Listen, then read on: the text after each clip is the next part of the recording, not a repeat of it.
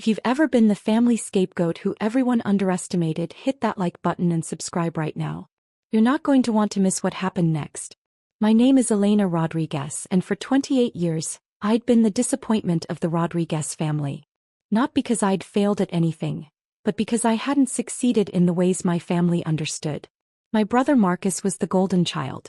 Graduated from business school, married Amanda who came from old money, worked at our father's commercial real estate firm. Every family dinner was a celebration of Marcus's latest deal, Marcus's new car, Marcus and Amanda's vacation to the Maldives. I was the artist, the dreamer, the one who wasted my college years studying architecture instead of business, the one who worked at a small sustainable design firm instead of joining the family company, the one who lived in a modest apartment in the arts district instead of the suburbs where respectable people lived. Elena's just going through a phase, my mother would say at family gatherings as if I were still 19 instead of 28. She'll realize eventually that real success means financial stability. What they didn't know was that I had financial stability. Lots of it. They didn't know because the one person who truly understood me had asked me to keep it secret. My grandmother Margaret had been different from the rest of the Rodriguez family. While they worshipped money and status, she'd valued creativity, integrity, and independence. She'd been an architect herself back in the 1960s, one of the few women in the field. She understood what it meant to be dismissed, underestimated, and to prove everyone wrong. Elena, she told me 3 years before she passed, sitting in her sunroom surrounded by her architectural sketches, I'm going to do something and I need you to trust me. I'm going to transfer my properties to you, all 12 of them. But I don't want anyone to know yet. I'd been shocked. Grandma, those properties are worth millions. Exactly. And your brother thinks they're coming to him. Your parents think they're coming to them. I want to see who people really are when they think there's an inheritance at stake. Her eyes had been sharp, knowing. I want you to see it too. So you'll know who deserves a place in your life when I'm gone. The properties were remarkable. Grandma Margaret had bought them strategically over 40 years. 8 residential buildings in gentrifying neighborhoods, 3 commercial spaces in the downtown arts district, and a historic building she'd restored herself. Together, they generated approximately $147,000 in monthly rental income. We'd worked with her attorney, David Chin, to transfer everything into a trust with me as the sole beneficiary. The transfers were legal, recorded, and absolutely binding. But Grandma Margaret had kept paying the property taxes from her personal account. She'd kept managing everything herself. To the family, nothing had changed. Just watch, she'd said. Watch what they do when they think you're getting nothing. Watch what they say about you. Then you'll know the truth. She'd been right. The moment Grandma Margaret died, the mask came off. At her funeral, before her body was even in the ground, Marcus had pulled me aside in the church parking lot. Just so you know, Elena, the properties are going to be managed professionally now. By me. Dad and I have already discussed converting some to luxury condos. We'll finally make them profitable. They're already profitable, I'd said quietly. He'd laughed. Barely. Grandma was too sentimental, renting to artists and nonprofits at below market rates. That's going to change. I'd said nothing. Just like Grandma Margaret had taught me, watch and document. Over the next 3 months I watched plenty. I watched Marcus hire an expensive property appraiser and start planning renovations before the will was even read. I watched him tell tenants, people who'd lived in those buildings for decades, that their rents would be doubling. I watched him schedule meetings with developers about tearing down the historic building that Grandma Margaret had spent 10 years restoring. I watched my parents nod along with everything, talking about their share of the inheritance, planning their retirement to Scottsdale.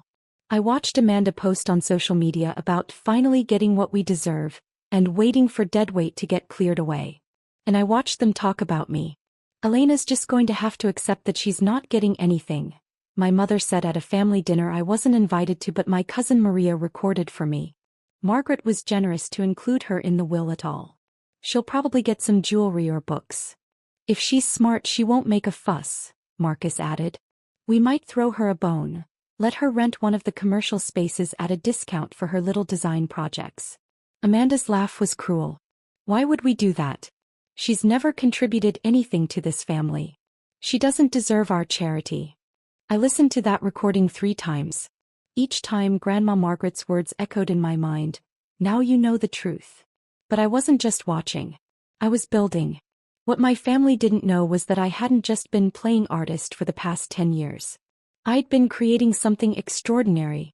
My small sustainable design firm was called Verde Architecture, and I was the founder and principal architect. We specialized in adaptive reuse, taking old, forgotten buildings and transforming them into sustainable, beautiful spaces. In the past 5 years, we'd completed 18 major projects across 3 states. Our revenue last year?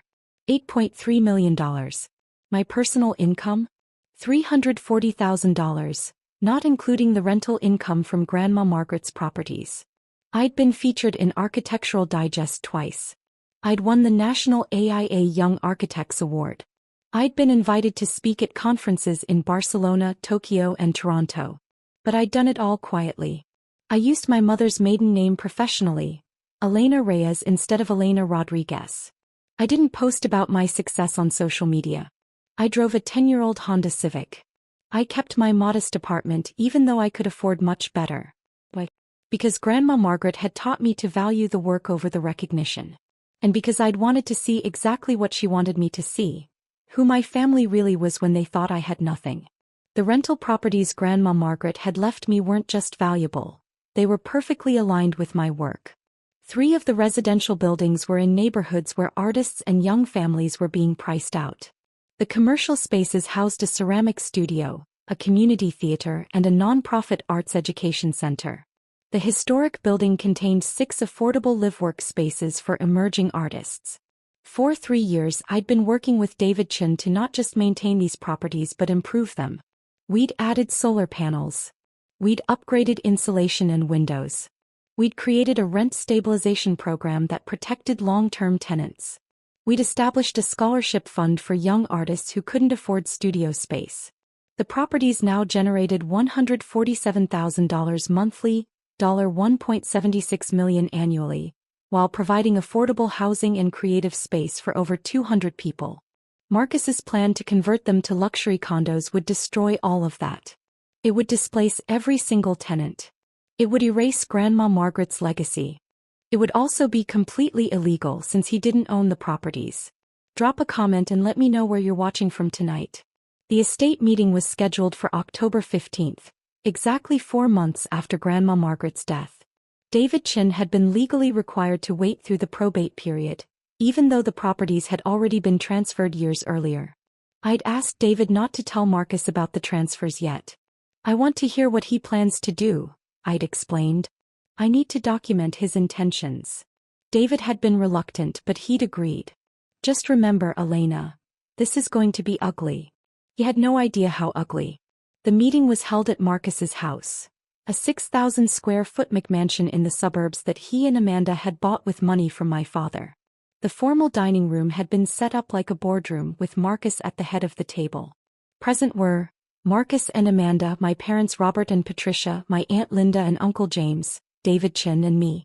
I'd arrived exactly on time, carrying my laptop bag and wearing one of my usual outfits.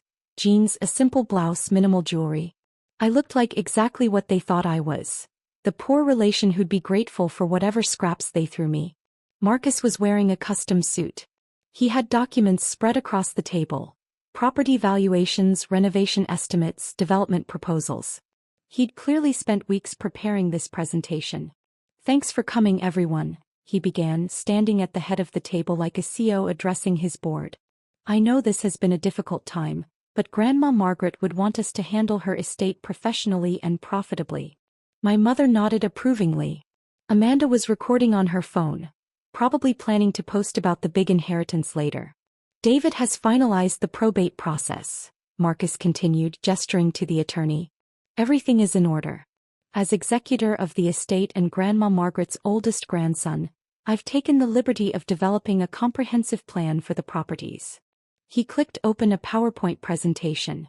The first slide read, "Maximizing the Margaret Rodriguez estate, a development opportunity." I felt my jaw tighten, but I kept my expression neutral. I opened my laptop, appearing to take notes. Actually, I was recording everything, audio and video, through a discrete camera in my laptop bag. Marcus walked through his plan. Convert 8 residential buildings to luxury condos. Evict all current tenants. Sell the commercial spaces to a developer who wanted to build a boutique hotel. Demolish the historic building and sell the land. Projected profit, $43 million.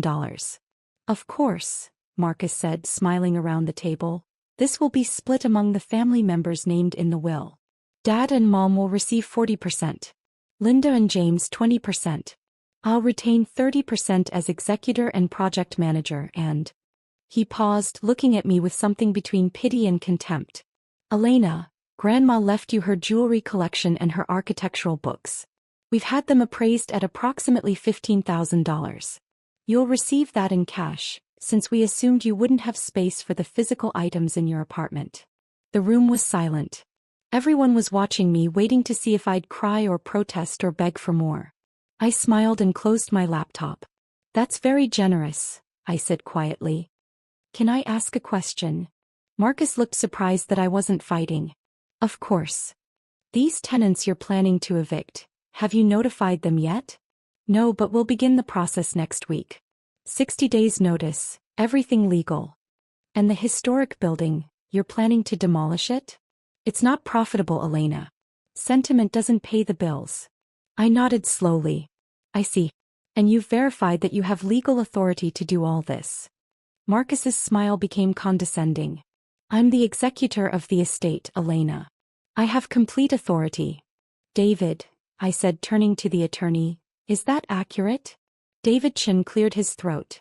He looked uncomfortable but professional. Actually, Marcus, I need to clarify something important. The preparation for this moment had taken 3 years. 3 years of watching, documenting, and building an ironclad case. Let me tell you what I'd been doing while Marcus planned his luxury condos. First, I'd worked with David Chin to ensure every aspect of the property transfer was legally bulletproof.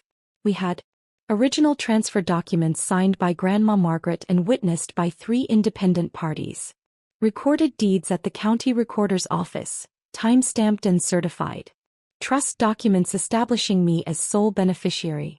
Property tax records showing continuous ownership. Title insurance policies in my name. Bank accounts in my name receiving all rental deposits. Second, I documented everything Marcus had done since Grandma Margaret's death. Emails to tenants threatening rent increases and evictions. Contracts he'd signed with developers, using forged authorization. Money he'd spent from the estate account on preliminary planning, $47,000 so far. Conversations where he'd explicitly stated his plans to get rid of the deadweight tenants. His social media posts about the inheritance. Text messages between him and Amanda discussing how much they'd profit. Third, I'd hired my own investigator, a former FBI forensic accountant named Margaret Wu. She discovered that Marcus had been doing more than just planning. He'd taken unauthorized loans using the properties as collateral, $230,000. He'd collected rent payments over the past 4 months and deposited them in his personal account, $588,000. He'd filed fraudulent tax documents claiming ownership of the properties. He'd signed contracts with developers that included $150,000 in consultation fees, paid directly to him. Total amount Marcus had stolen or committed to spending, $1,015,000. All of this was documented in a 147-page investigative report with bank statements, forged documents, and email evidence. Margaret Wu had also identified potential federal charges: wire fraud, identity theft, and filing false tax documents. Fourth, I'd protected the tenants. I'd quietly visited each property, introduced myself as the actual owner, and assured them their leases were safe. I'd had David Chin send formal letters guaranteeing their tenancy rights. Several tenants, including the nonprofit director and a retired couple who'd lived in one building for 30 years, had provided sworn affidavits about Marcus's threats. Finally, I'd prepared for the emotional impact. I'd worked with my therapist to ensure I could stay calm during the confrontation. I'd practiced my statements. I'd anticipated every possible response and prepared for it. Grandma Margaret had taught me that revenge wasn't about anger. It was about precision. Hit that subscribe button if you've ever had to set boundaries with toxic family, because what happened next changed everything. David Chen's throat-clearing silenced the room. Marcus, he said carefully, You are the executor of Margaret Rodriguez's will. That's correct. But that role doesn't give you authority over these properties. Marcus frowned. What are you talking about? The properties are the primary asset of the estate. No, David said, opening his briefcase. They're not. He pulled out a folder and slid it across the table. These properties were transferred out of Margaret Rodriguez's estate 3 years ago. The transfers were legal, recorded, and irrevocable. They are not part of the probate process. Marcus grabbed the folder, Amanda leaning over his shoulder. I watched the color drain from his face as he flipped through page after page of transfer documents, recorded deeds and trust papers. This is...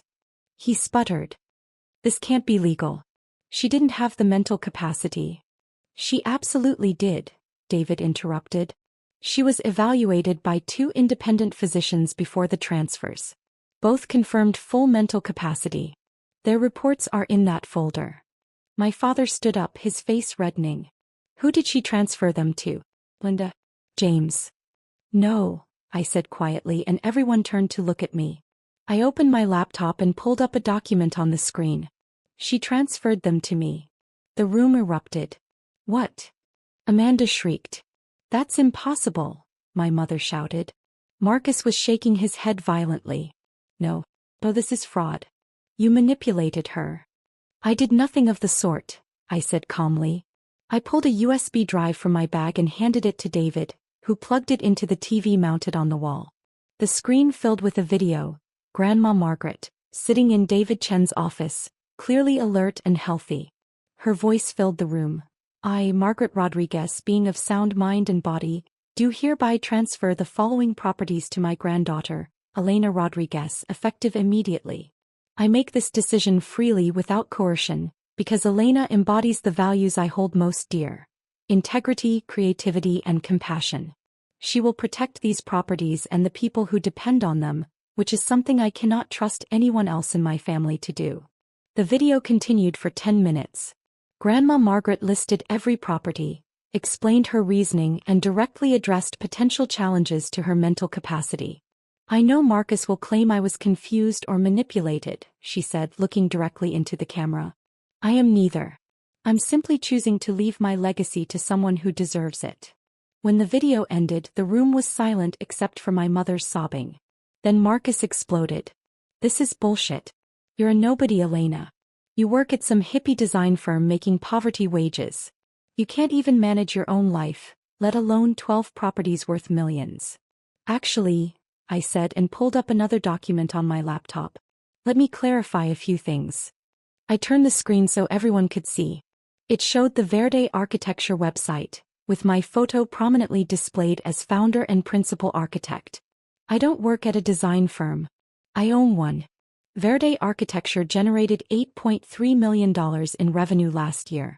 I personally earned $340,000, not including the $1.76 million annual income from Grandma Margaret's properties. My mother's mouth fell open. I clicked to the next slide.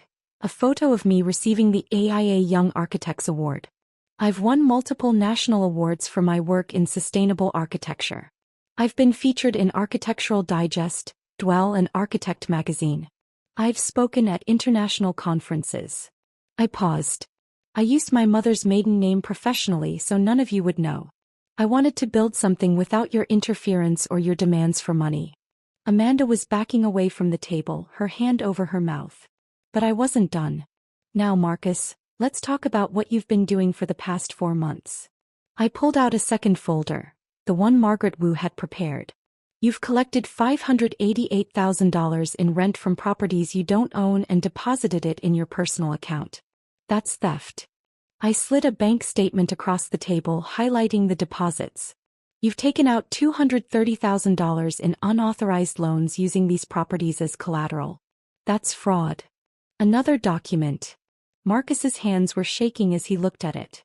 You've signed contracts with developers that include $150,000 in consultation fees paid to you for properties you don't own. That's embezzlement and wire fraud. I looked at him steadily. You've stolen or committed to spending $1,015,000 of my money. The money was deposited into your accounts, which means there's a clear electronic trail. Federal investigators are very interested in cases involving wire fraud and identity theft. I didn't know. Marcus shouted. I thought the properties were mine. I thought. You thought wrong, I said. And even if you had owned them, collecting rent before probate was complete would still be illegal. You knew that. You chose to do it anyway. My father found his voice. Elena, surely we can work this out as a family. No, I said simply. We can't. Because here's what else I have. I pulled up the recordings, audio files of Marcus's conversations with tenants, threatening evictions. Emails to developers planning demolition. Text messages to Amanda about finally getting rid of the family's dead weight. I have documentation of every threat you made to my tenants. Every illegal contract you signed. Every dollar you stole. I looked around the table. All of you were planning to profit from displacing 200 people from their homes. Artists. Families. A non-profit that provides free art classes to underprivileged children. You were going to destroy all of that for money. My mother tried a different approach, her voice breaking. Elena, honey, we're family. No, I said, and my voice was harder now. Family doesn't treat each other the way you've treated me for 28 years. Family doesn't call each other deadweight. Family doesn't laugh about throwing bones to the family failure. I played the recording from the dinner I hadn't been invited to. My mother's voice filled the room. Elena's just going to have to accept that she's not getting anything. Amanda's voice. She's never contributed anything to this family. She doesn't deserve our charity. I watched my mother's face crumble as she heard her own words played back. This is who you are, I said quietly. This is who you've always been. Grandma Margaret knew it. That's why she gave everything to me. Not because I manipulated her, but because she trusted me to do what she would have done. Protect the people who need protecting. At that moment there was a knock on the door. David Chin stood. That will be the federal agents. Marcus, I should inform you that the U.S. Attorney's Office has been investigating your financial activities for the past 6 weeks. Elena provided them with the evidence. 2 FBI agents entered, badges displayed. Behind them were 2 SEC investigators. Marcus Rodriguez, the lead FBI agent said. You're under arrest for wire fraud, identity theft, and filing false tax documents. You have the right to remain in silence. Amanda started screaming. My mother collapsed into her chair. My father just stared at me, shock and disbelief on his face. As they handcuffed Marcus, he looked at me with pure hatred. You destroyed me, he hissed. No, I said. You destroyed yourself. You just assumed I'd never fight back. The agents led Marcus out. Amanda ran after them, sobbing. The room fell into chaos. My mother crying, my father shouting at David Chin, my aunt and uncle sitting in stunned silence. I calmly packed my laptop into my bag. Elena, my father said, his voice dangerous. You're making a mistake. We're still your family. You can't just. I can, I said. And I am. You're all removed from my life, effective immediately. Don't contact me. Don't come to my home. Don't try to explain or apologize. We're done. You'll regret this, my mother screamed through her tears. You'll be alone. I paused at the door and looked back at her. I'm not alone, Mom. I have people who love and respect me. I have business partners who believe in me. I have tenants who sent me cards thanking me for protecting their homes. I have colleagues who value my work. I have friends who've been documenting your behavior for years. I smiled. What I don't have is family who treats me like garbage while expecting me to be grateful for it. You're heartless. Amanda shouted from the doorway. Marcus made one mistake. One mistake. I pulled out my phone and showed her Margaret Wu's report. Page 47 details how Marcus has been embezzling from the family business for 3 years. Page 73 shows his gambling debts totaling $340,000. Page 89 documents his affair with his secretary, which you might want to read. Amanda's face went white. She snatched the phone, scrolling frantically through the report. I took my phone back. The affair details are on pages 89 through 104. There are photos. I'll email you the full report. I walked out, leaving Amanda standing frozen in the doorway. Behind me, I could hear my mother wailing, my father shouting, and Amanda demanding answers from the FBI agents about Marcus's other crimes. I got in my Honda Civic and drove away. I didn't look back. The consequences for my family came swiftly and completely. Within 24 hours, Marcus was denied bail due to flight risk. The $230,000 in unauthorized loans came due immediately, and his bank accounts were frozen by federal order. His credit cards were declined. Amanda tried to withdraw money from their joint accounts and discovered they were empty. Marcus had gambled most of it away. The story broke in the local news. Local businessman arrested for $1 million fraud scheme. The article detailed how Marcus had attempted to steal properties from his sister and had embezzled from his own family's company. Within 48 hours, my father's commercial real estate firm fired Marcus permanently and hired a forensic accountant to audit the books. They discovered Marcus had been skimming $15,000 monthly for 3 years, an additional $540,000 in theft. Amanda filed for divorce, citing the affair and financial deception. She moved back to her parents' house. Several of Marcus's victims, including tenants he'd threatened, filed a class action lawsuit against him seeking damages for emotional distress and attempted illegal eviction. Within 1 week, the bank foreclosed on Marcus and Amanda's McMansion. The mortgage was $890,000, and they'd used it as collateral for Marcus's fraudulent loans. They lost everything. The U.S. Attorney's Office expanded the charges to include embezzlement from the family business and racketeering. Marcus was facing 8 to 12 years in federal prison. My parents received a letter from the IRS. Marcus's fraudulent tax filings had listed them as co-beneficiaries of the stolen property income, making them potentially liable for tax fraud. They had to hire an expensive attorney to prove they weren't involved. My mother had a nervous breakdown and was hospitalized for 3 days. When she was released, she left my father and moved in with her sister in Florida. Within 30 days, Marcus pled guilty to avoid trial. He was sentenced to 10 years in federal prison with a requirement to pay full restitution. $1,555,000 to me, $540,000 to the family business, and $150,000 to defrauded investors. Amanda's divorce was finalized. She received nothing. The prenup she'd insisted on protected Marcus's assets, but there were no assets left to protect. My father's business nearly collapsed. Clients left in droves, not wanting to be associated with a firm whose manager had been convicted of fraud.